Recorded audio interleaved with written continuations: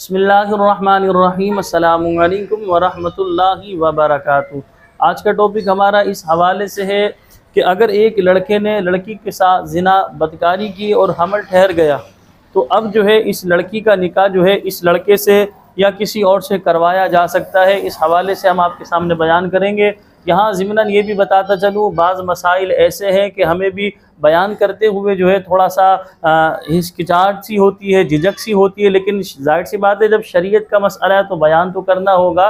तो लिहाजा आप जो है माइंड नहीं कीजिएगा, इस मसले को तफसील से समाअत फरमाइएगा कि अगर लड़के ने लड़की के साथ इस तरह बदकारी की और हमल ठहर गया तो शरई हुक्म यह है कि इस लड़की का अगर इस लड़के से निकाह करवाया जाए तो निकाह दुरुस्त है और ये लड़का निकाह के बाद इस औरत से वती भी कर सकता है, यानी हम बिस्तरी भी कर सकता है। लेकिन अगर इस लड़की का किसी और से निकाह करवाया, जिसने यानी कि ज़िना किया तो उससे नहीं, किसी और से निकाह करवाया, तो वो उस वक्त तक जब तक बच्चे की पैदाइश नहीं हो जाती उस वक्त तक इससे जो है हम बिस्तरी नहीं कर सकता। ये शरई हुक्म है जो हमने आप हज़रात के सामने बयान किया। दोबारा इस हवाले से हम आपके सामने बयान कर देते हैं बिल्कुल आसान करके कि अगर किसी लड़के ने लड़की के साथ जो है बदकारी की और हमल भी ठहर गया तो ऐसी सूरत में फ़ुक़हाए इस्लाम इरशाद फरमाते हैं कि इन दोनों का आपस में निकाह करवाया जाए तो निकाह हो सकता है। ये लड़का जो है निकाह के बाद हम बिस्तरी भी कर सकता है। अब सवाल ये पैदा होता है कि उस लड़के का क्या हुक्म होगा, यानी जो औलाद पैदा होगी, बच्चा या बच्ची, उसका क्या हुक्म है। तो ज़ाहिर सी बात है वो वलदुज़्ज़िना ही करार पाएगा। और अगर किसी और से इस लड़की का निकाह करवाया गया तो लिहाजा वो जब तक औलाद की यानी बच्चा या बच्ची उसकी विलादत नहीं हो जाती उस वक्त तक ये हम बिस्तरी नहीं कर सकता। याद रखें, बाज़ लोग ये लज्जत हासिल करने के लिए इस तरह जो है ये कर लेते हैं। याद रखें ये हराम काम है और ऐसे शख्स की यानी ज़ानी की जो है बख्शिश भी नहीं है।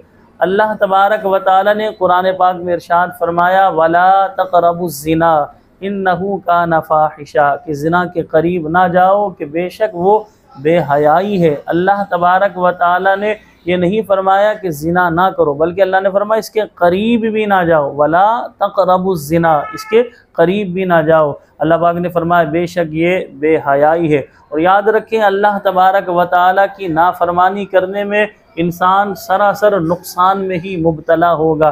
चेहरे पर भी इंसान के फिटकार पड़ती है, इंसान का ज़मीर भी मलामत करता है, इंसान शर्मिंदा होता है। और याद रखें जैसी करनी वैसी भरनी है ज़रूर। अगर आज आपने ये किसी के साथ गलत काम किया तो आप अपनी औलाद के बारे में सोचें, कल को आपकी औलाद के साथ इस तरह का मुआमला किया जाएगा तो आपको कैसा लगेगा? यकीनन बुरा लगेगा। बहरहाल अल्लाह पाक सबकी औलाद की हिफाजत फरमाए, गुनाह से इंसान अपने आप को बचाए।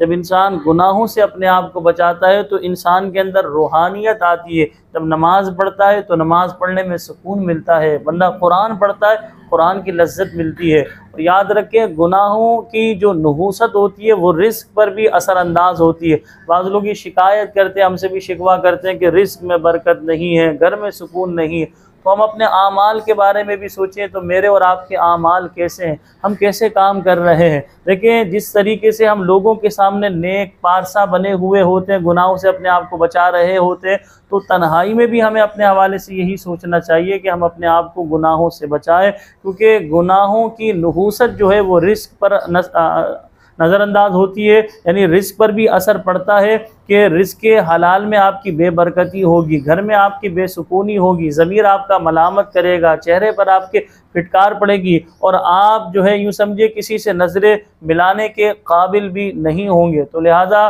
कोशिश करें अपने आप को गुनाहों से बचाएं, बेहयाई से अपने आप को बचाएं, अपनी नज़र की हिफाजत करें, अपने कानों की यानी गलत बातें सुनने से अपने आप को बचाएं, गलत देखने से अपने आप को बचाएं।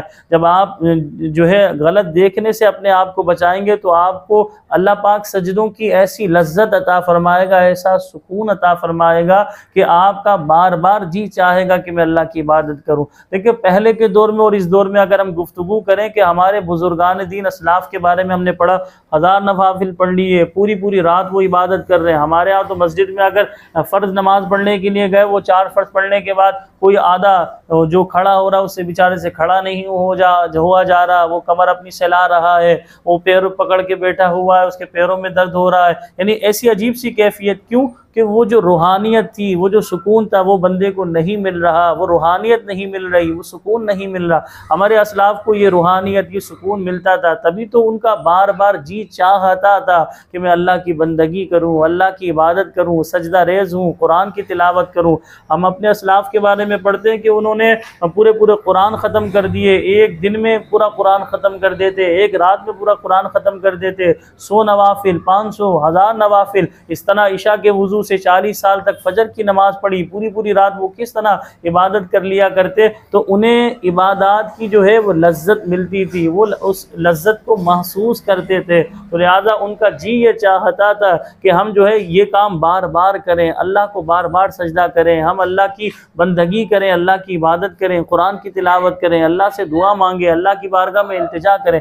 तो वो इन्हीं कामों में लगे रहते थे। तो आज हम फजूल कामों में इधर बैठ गए, उधर बैठ गए, इससे बातें उससे बातें, टेलीफोनिक बातें, इंटरनेट पर फजूल अपना वक्त ज़ाया कर रहे हैं। तो हमें चाहिए कि हम अपने वक्त की कदर करें, अल्लाह पाक की बंदगी करें, अपने आप को गुनाहों से बचाएं। मुझे अपनी दुआओं में याद रखिएगा। अस्सलामु अलैकुम व रहमतुल्लाहि व बरकातुहू।